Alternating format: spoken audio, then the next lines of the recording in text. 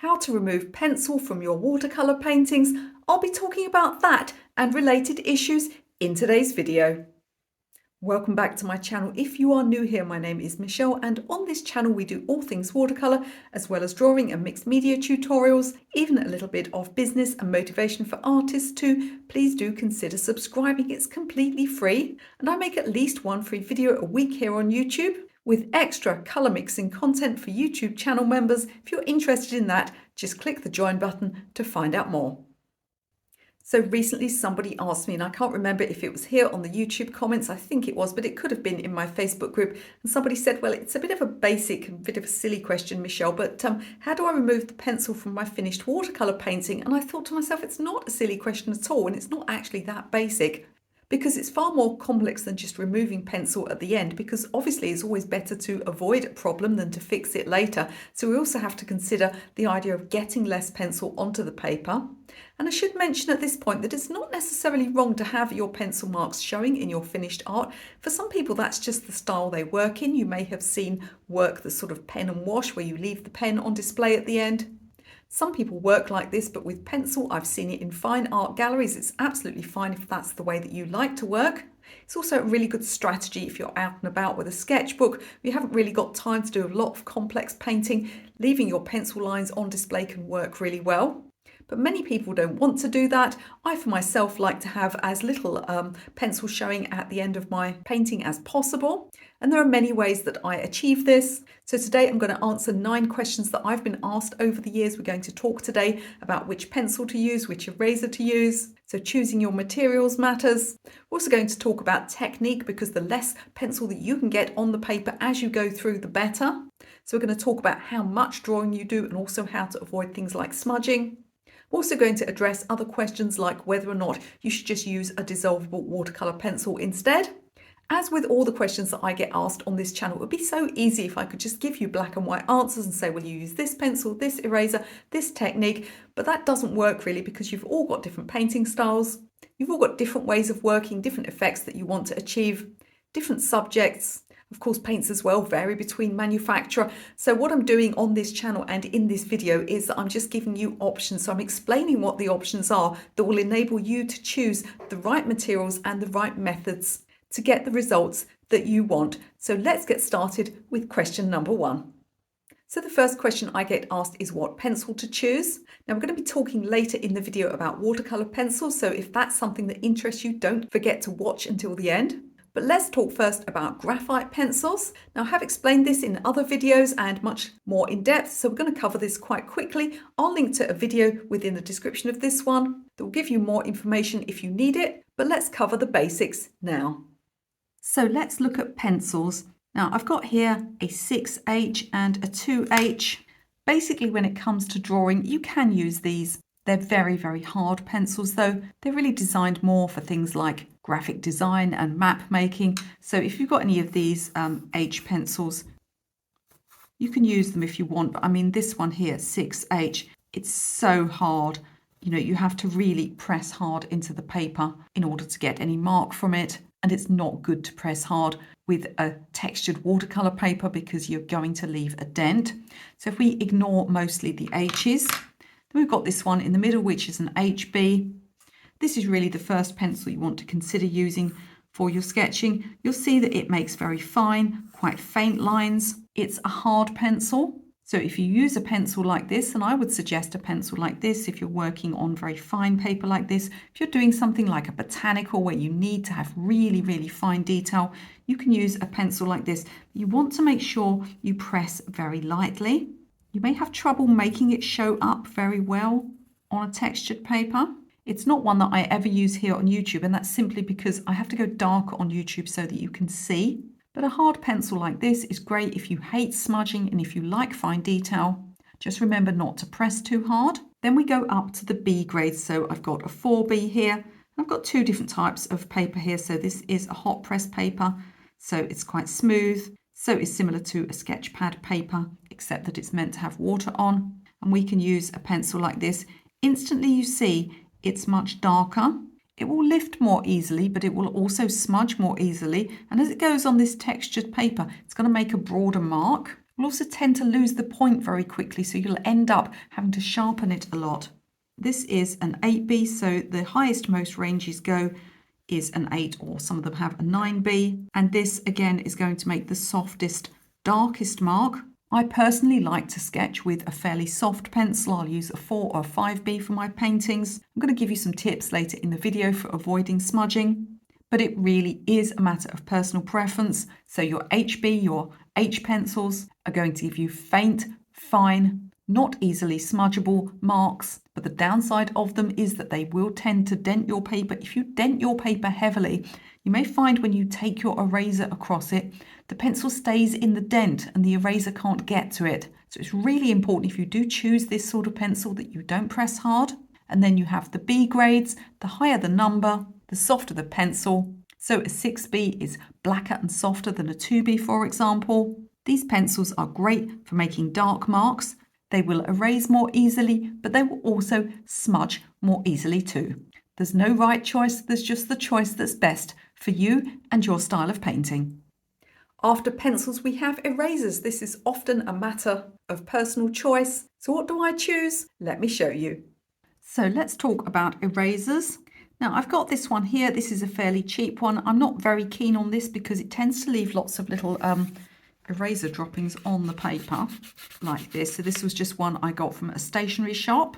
You also get those really, really hard, they almost look like lumps of plastic. Sometimes they're transparent. You get those hard erasers that they often sell in kids sets. They're actually really good for things that you need to move around the paper like charcoal, but they're not great for watercolor paper because they're going to damage your paper. So traditionally you use a soft putty eraser. So let's look at those. So these are the ones that I've got here. Now I've got this medium kneaded putty rubber by Winsor & Newton. I actually bought this one. It's perfectly fine, but I bought this one because my favourite one, which is the Daler-Rowney firm putty, was out of stock. Now when I say it's a firm putty eraser, and I think this is probably a little bit of it here, it's still fairly soft, but they mean firm as opposed to that very, very squidgy kneadable one. Now it says kneaded, sometimes they say kneadable. Now what people will say with these is that you can clean them by kneading them. I'm sorry, but that just does my head in. You're not cleaning them. All you're doing is putting all the muck into the eraser and plus a load of oil from your hands, or as I've got here, some pencil on my hands. Now these are very expensive compared to, what they are. I wish I'd thought of making an eraser company because I'd probably be a millionaire by now, because I don't know how much they cost to produce, but you end up paying about £4 or $5 for something this size. And I strongly suspect, ladies and gentlemen, that it doesn't cost that much to produce these or anything like. I think the profit margins must be off the scale, but enough of my capitalist ranting. So what I like to do, because they're expensive, I like to get a knife and actually cut them up. So I avoid the very, very soft ones because I feel like they're just really sticky. I like to cut them up and then I'll just use them like this. And this one's got rather squidgy, but I can take another knife or a pair of scissors and, trim some of the worst of this off if I want to. And it'll come out nice and white again in the middle. And by just having a little bit like this, you can be much more economical with them. You don't get the whole thing dirty.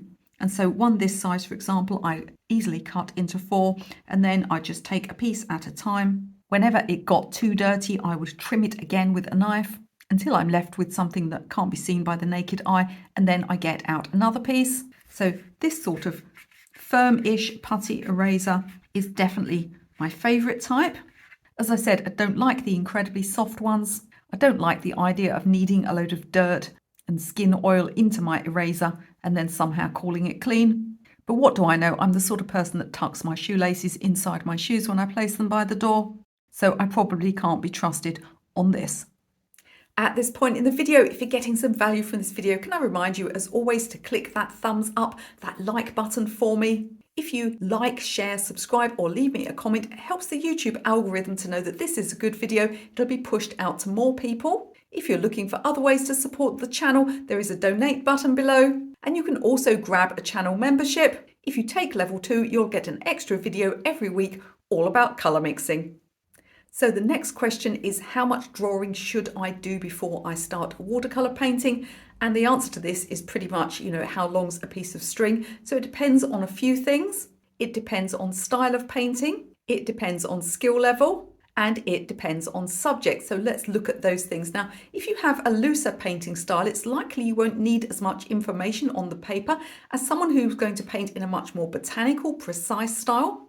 If you have a higher skill level with the brush and you're able to, mark make quite effectively if you've been painting for some time, again, you're likely to need less information on the paper than somebody who's a beginner and is just starting out. You are likely to need more information, because if you're left just with the brush, you're likely to go off course. It also depends on subject. So for a simple landscape, you might only need to put the horizon line in, perhaps indicate the position of one or two trees, maybe a pathway, and you're ready to go. However, if you're doing something like a portrait, it's going to be much more important that you get things accurate. If you put a tree in the wrong place, no one's going to notice, but if you put someone's eye in the wrong place, it's a little bit more serious. So these are the things to consider before starting. We'll be talking about some other strategies around drawing later on, but the simple answer to this question is that you should draw as little as possible and as much as you need. So if you follow me regularly, you'll know that I'm a big advocate for drawing. No one should be shamed for tracing, but yet if you never draw by eye, then you'll never learn. So what do you do if you're not that good at drawing, if you're going to make a lot of mistakes, but you want to be able to practice, and you don't want to trace, you want to feel that you have drawn this picture by yourself, but you know that if you're going to do a load of drawing, a load of mistakes, a load of erasing, your paper's going to end up in a big old mess before you even start painting. Then what you need to do is do your drawing separately on a big piece of paper where you can make as many mistakes as you need to on a big cheap piece of drawing paper, and then transfer your work across. Let me show you one of the tools that I use to do this effectively. So I've got a flower I've been drawing here. It's a right old mess. I've erased numerous times, I've smudged it, I've got muck all over my paper, but it's okay because this is just a piece of printer paper. So now I want to get it onto the paper that I'm going to work on, and what I'm going to do is use some of this. This is trace down paper. This one is made by Frisk. They are not sponsoring this video.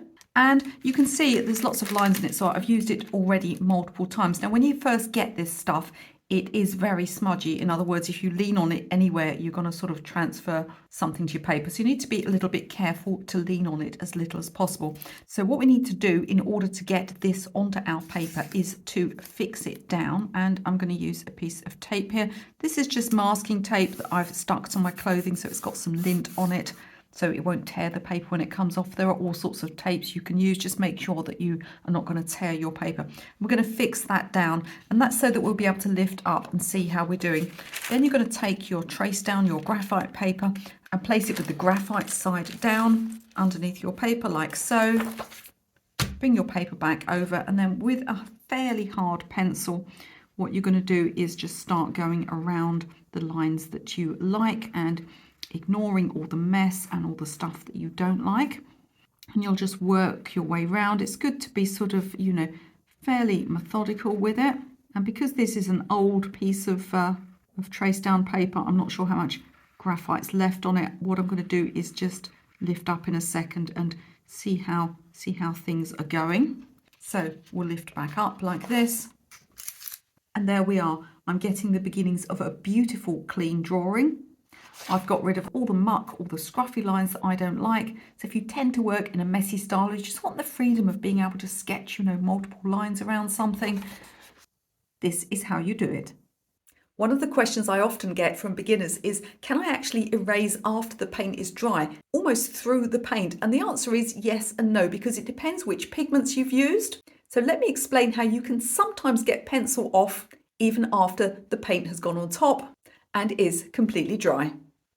So let's look at erasing after paint is dry. Now, I drew this pencil on this piece of paper before I put the paint on, and then I put a selection of colours, not too thickly, across the top. So let's see how they come out. Now, as you can see, some of the pencil has come out, particularly here, but I think also a little of the paint has lifted off there. It's actually quite disappointing, isn't it? And look here on the yellow, look how much stronger the pencil is under the yellow than under the red. Now, yellow tends to have quite a bit of opacity, and I do find that yellow, more than any other colour, tends to trap the pencil beneath it. Something to consider if you're painting perhaps some yellow flowers. You want to really keep those pencil marks to a minimum. Another thing you'll notice is that the eraser has actually picked up some paint.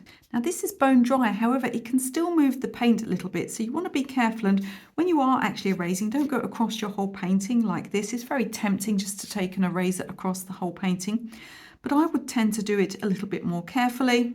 And for something like this, where we have pencil within a defined area, could be a petal, for example, you want to sort of stay within.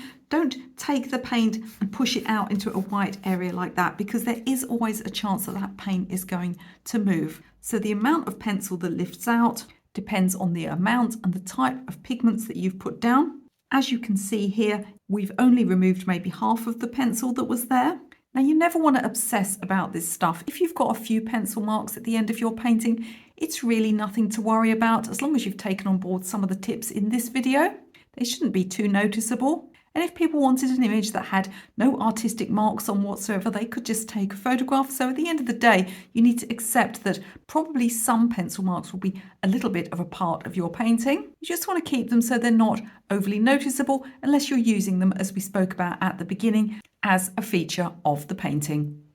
So another question I get is, can I do more drawing as I go through the painting? Not only would I say that you can do this, but you absolutely should do this. I'm going to show you now my strategy of drawing in stages and explain why it helps so much in getting the pencil off the paper and also erasing in stages too. So let's look at drawing as you go and erasing as you go. So there's this kind of unwritten rule that everybody seems to adhere to, that you do all the drawing at the beginning and then you do all the painting. But really, you don't have to do that. Now, of course, you have to get your basic layout right, because otherwise you're not going to know where things go. But there's a lot to be said by leaving detail until later. So I've got two leaves here. They're both going to be the same. But what I've done with this one is I drew the leaf and I drew the veins on the leaf, because what I want to do is go in, and this time I'm going to paint round those veins so that I leave sort of light areas for the veins. So that's a nice idea, isn't it? So we're going to come around like that and we'll paint this leaf.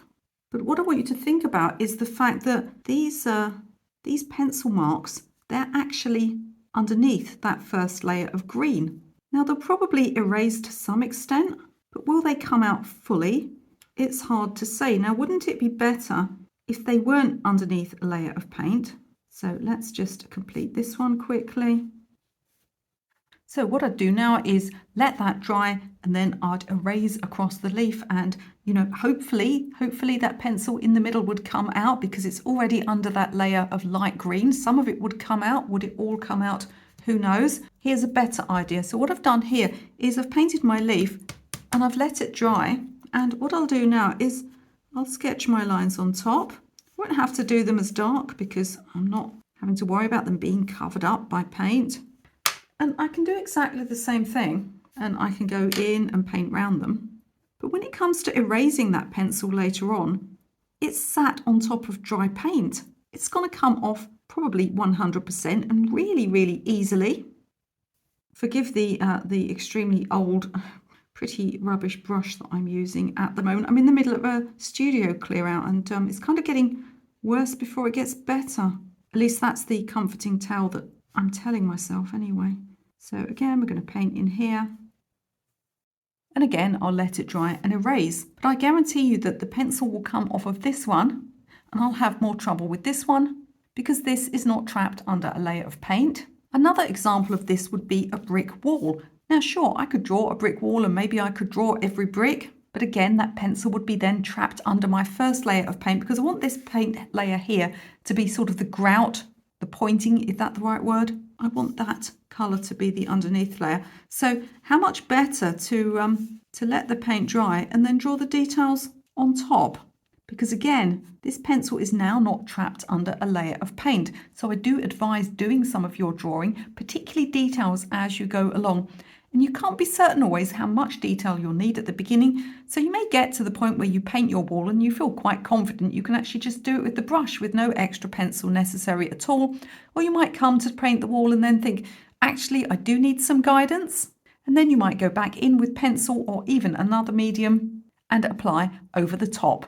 Now let's talk about erasing as you go through. This is something else where people seem to have an unwritten rule of you must erase everything at the end. So let me show you a painting I started some time ago. This was actually meant to be a YouTube video, a landscape in 3 colours, but part of the filming didn't work. And of course I can't take the paint off the paper again, so it's kind of stuck here.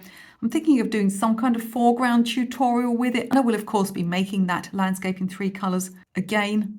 But you know, if the camera doesn't work or something happens and corrupts the video file, then there's no stepping backwards really. But anyway, this is a good example of a time when you can remove some pencil as you go along. So you can see I've got pencil around the edge of the river here, and I've got pencil here along the horizon line. I've also got some little bits of pencil here indicating trees. Now I don't want to take those out yet because I still need them. But do I need this horizon line here? It's pretty easy to see, isn't it, the difference between the white paper and the blue and green up here. So I don't need that pencil anymore. So I'm going to erase the pencil before it gets extra paint on top of it. Now it hasn't all come out, but by the time I've got the paint on, it won't show. The same with the river here. So I can, I can get rid of these outside lines. Now look at this bit here, there's actually a bit of cloud there. So in other words, the cloud is reflected in the water. So there's a bit of white water there. Now I don't want to erase that little bit there because then I won't see the difference between this part of the picture and this part here. But there are other places where I can get rid of that pencil now because I don't need it anymore. And the earlier during the process of the painting that I can remove pencil, the better. Now you might be thinking, well, this all relies on, letting things dry so that you can erase. And yes, it does. And also letting things dry so that you can draw on top of them. Again, yes, it does. But patience in watercolour painting is always rewarded. So another question I've had is, are there any things that you should never actually draw before painting? And yes, absolutely there are.